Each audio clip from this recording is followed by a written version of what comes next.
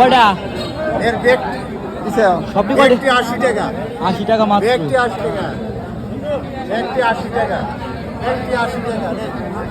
এই দেখেন প্রিয় দর্শক, আমাদের এই টাঙ্গাইল জেলার নাগরপুর উপজেলার এই তেবাড়িয়া হাট, আর এই তেবাড়িয়া হাটে এই গ্রামীণ একটা হাট, যে গ্রামীণ হাটে এই মুহূর্তে কাঁঠালের সিজন চলতেছে।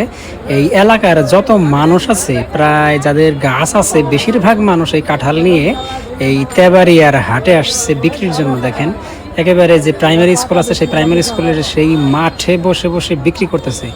যাদের একটাও গাছ আছে, সেই গাছ থেকে কাঁঠালগুলো কেটে কেটে নিয়ে আসছে। দেখেন অসংখ্য বিক্রেতা।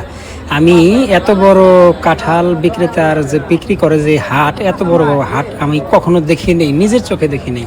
জি, এত বড় হাট। এখানে প্রায় 20 থেকে 25 জনের মতো মানুষ হবে, যারা শুধু এই কাঁঠাল বিক্রি করতেছে, নিজের গাছের কাঁঠাল। দেখেন এক একজন 5টা 10টা 20টা এরকম করে কাঁঠাল নিয়ে আসছে। এর সবগুলাই নিজের গাছের কাঁঠাল। কাকা এটা কি আপনার গাছের কাঁঠাল? আমার গাছের কাঁঠাল। অনেকগুলো কাঁঠাল নিয়েছি।